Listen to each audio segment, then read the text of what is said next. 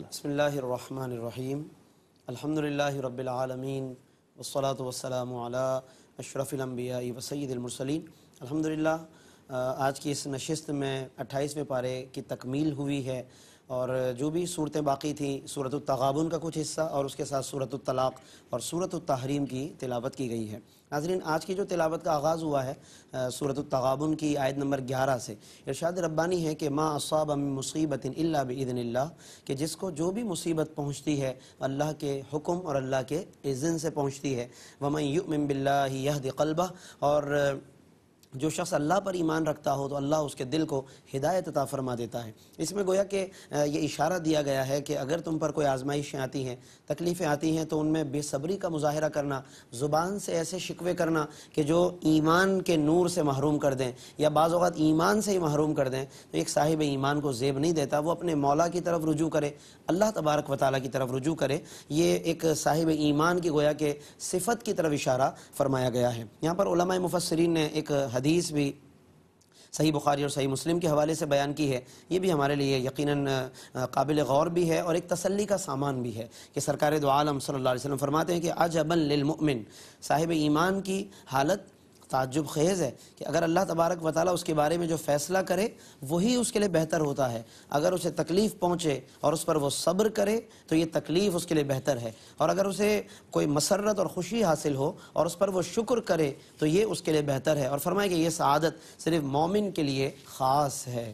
تو ایک صاحب ایمان کی گویا کہ کوئی بھی حالت، وہ کسی بھی حال میں ہو، اسے اپنے اس ہر حال کو وہ عبادت اگر بنانا چاہے تو بنا سکتا ہے، اللہ کے قرب کا ذریعہ بنانا چاہے تو بنا سکتا ہے۔ یہ اس صورت کے اس رکوع میں بہت بنیادی بات ہمارے لیے ارشاد فرمائی گئی۔ پھر اس کے علاوہ انسان کو جب اللہ رب العالمین ایک ازدواجی زندگی عطا فرماتا ہے اور پھر اس کے ساتھ اس کی رفیق حیات جب شامل زندگی ہو جاتی ہیں، پھر ایک اولاد کا سلسلہ ہوتا ہے، تو بسا اوقات یہی رشتے، یہی تعلقات انسان کو اس کے دین پر، اس کی شریعت پر عمل کرنے کے معاملے میں حائل بھی ہو جاتے ہیں، رکاوٹیں بھی بن جاتی ہیں۔ خود انسان اس انداز سے اپنی زندگی کو بناتا اور سنوارتا ہے کہ شریعت کے معاملے میں کوئی روک ٹوک نہ ہونے کی وجہ سے، شریعت کے معاملے میں ناراضگی اختیار نہ کرنے کی وجہ سے، پھر وہی رشتے بعض اوقات شریعت پر عمل کرنے کے معاملے میں رکاوٹ بن جاتے ہیں۔ گویا کہ اس میں توجہ دلائی گئی کہ ہم اپنے گھریلو ماحول میں، اپنی ازدواجی زندگی میں بھی اگر ہمیں کوئی ناراضگی ہو تو وہ شریعت کے معاملے میں ہو۔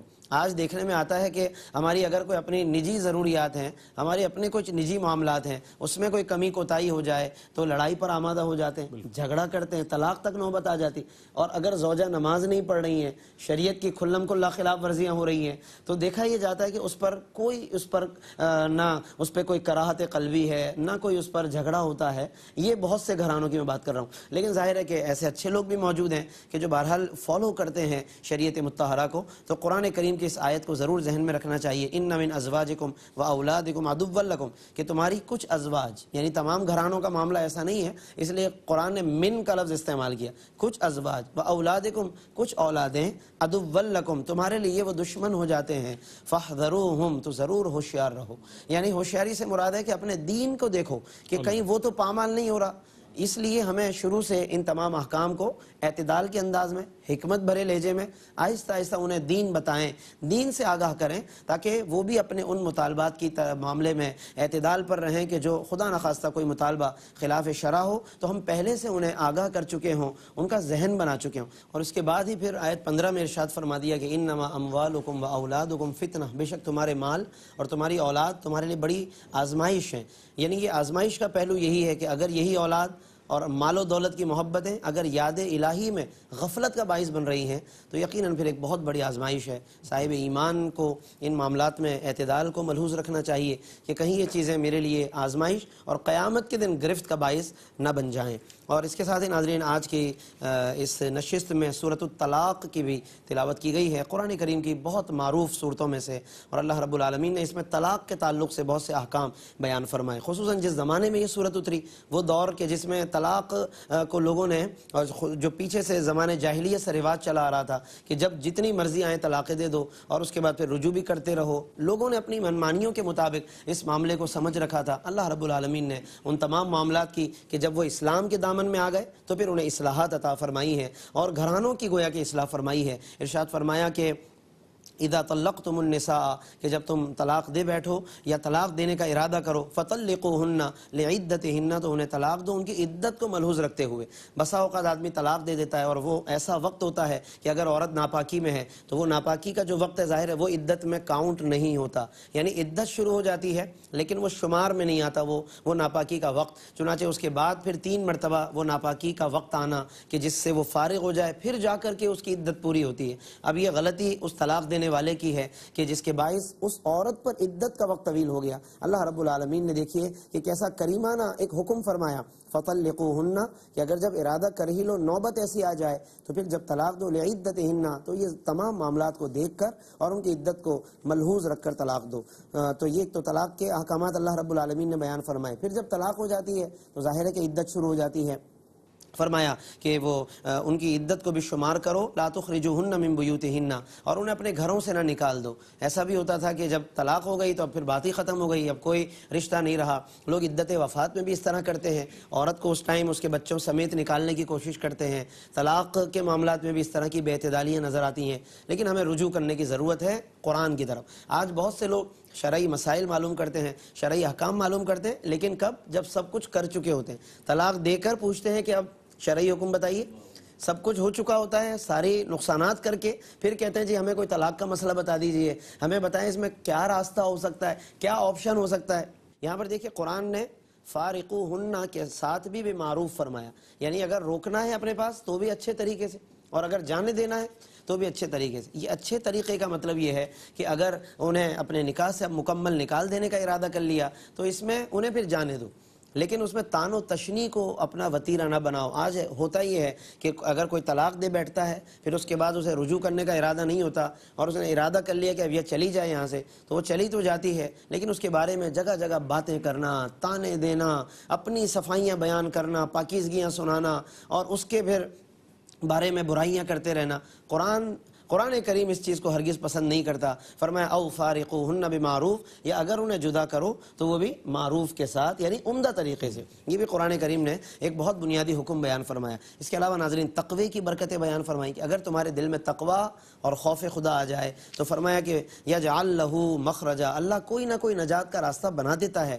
ویرزقہ من حیث لا یحتسب، اور یعنی مشکلات سے نجات کا راستہ، اور وہ اللہ وہاں سے روزی عطا فرماتا ہے کہ جہاں سے آدمی کا گمان بھی نہیں ہوتا۔ یہ تقوی کی برکتیں بھی ناظرین اس صورت کے اندر بیان فرمائی۔ پھر کچھ عدت کے اور بھی دیگر احکام بیان کیے کہ اگر عورت ایسی ہو کہ اسے ناپاکی کا معاملہ درپیش نہ ہوتا ہو، یا اگر وہ ایسی ہے کہ اس کے ساتھ ابھی یہ وقت شروع ہی نہیں ہوا، تو پھر اس کے لیے عدت جو ہے وہ ناپاکی سے کاؤنٹ ہونے کے بجائے وہ 3 مہینے کے حساب سے عدت اپنی شمار کرے گی۔ اور یعنی اس میں عمر رسیدہ عورتوں کے لیے بھی بات آ گئی۔ بہت سے لوگ یہ سمجھتے ہیں کہ عمر زیادہ ہو گئی شاید اب عدت نہیں ہوگی، یاد رکھیے کہ ایسا بھی نہیں ہے۔ عدت کا حکم لازم ہے عورت کے لیے، عورت جوان ہو، مطلقہ ہو، یا اس کے شوہر کا انتقال ہوا ہو، یا وہ بزرگ عورت ہو، کوئی بھی ہو، اگر عدت کا وقت آ چکا ہے عدت گزارنا اس کے اوپر لازم ہے۔ پھر اس کے علاوہ اس میں اگر وہ عورت حمل والی عورت ہے، اس حالت میں اگر طلاق ہو گئی تو پھر اللہ نے اس کی بھی عدت بیان فرما دی کہ جب تک حمل کا تسلسل ہے اس وقت تک عدت چلتی رہے گی۔ یہاں پر یہ گویا غلط فہمی دور فرما دی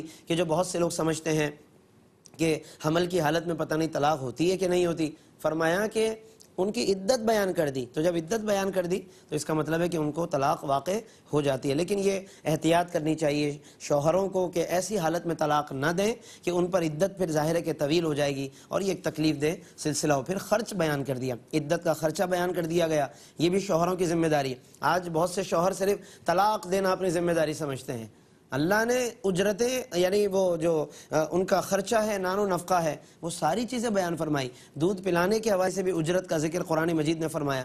تو ان تمام مضامین کا ناظرین ہمیں مطالعہ کرنا چاہیے تاکہ ہمیں قرآن کریم کے مضامین کی روشنی میں شرعی احکام پتہ چلیں۔ اور آج کی اس تلاوت میں ناظرین آخر میں سورۃ التحریم کی بھی تلاوت کی گئی ہے۔ مختصر ایک سورت ہے یہ، اور 12 آیتوں اور 2 رکوع پر مشتمل ہے۔ اللہ رب العالمین نے اس میں تاریخ اسلام کے کچھ واقعات کی طرف اشارہ فرمایا جو کہ حضور علیہ السلام اور ازواج مطہرات کے درمیان پیش آئے، اور اس کی ظاہر ہے کہ اس وقت اختصار کی وجہ سے تفصیل کا وقت نہیں ہے، لیکن میں بہت ہی مختصراً بس صرف یہ عرض کروں گا کہ اللہ رب العالمین نے ان ازواج پاک کو ایک خاص توجہ دلائی نبی کریم صلی اللہ علیہ وسلم کا لحاظ کرنے کے حوالے سے اور نبی کریم صلی اللہ علیہ وسلم کے مطابق ان تمام معاملات میں چلنے کے حوالے سے کہ جن میں اگرچہ ایک زوجہ کو حق حاصل ہے کہ وہ اپنی کوئی بات بیان کرتی ہیں، لیکن اللہ رب العالمین نے ان تمام معاملات میں آقا دو جہاں صلی اللہ علیہ وسلم کا ایک مقام بیان فرمایا کہ خود اللہ آپ صلی اللہ علیہ وسلم کا مددگار ہے، جبریل مددگار ہیں، وصالح المومنین اور تمام نیک اہل ایمان مددگار ہیں۔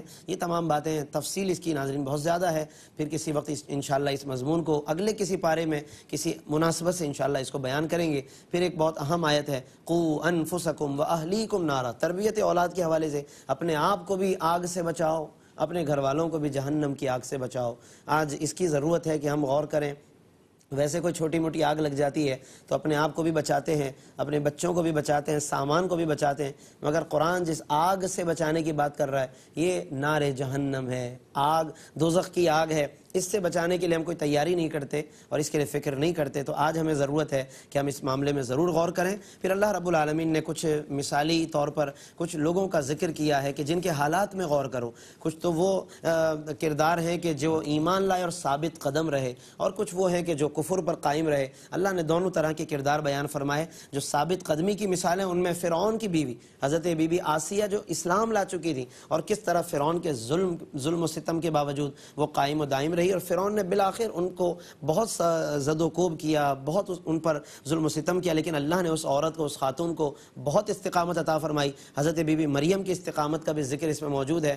تو ہمیں ضرورت ہے کہ ہم اس حوالے سے ضرور غور کریں۔ اللہ رب العالمین سے دعا ہے کہ وہ ہمیں ان تمام مضامین کو تفصیل کے ساتھ پڑھنے اور ان میں غور کرنے اور اس پر عمل کرنے کی توفیق عطا فرمائے۔ آمین۔ وآخر دعوانا الحمدللہ رب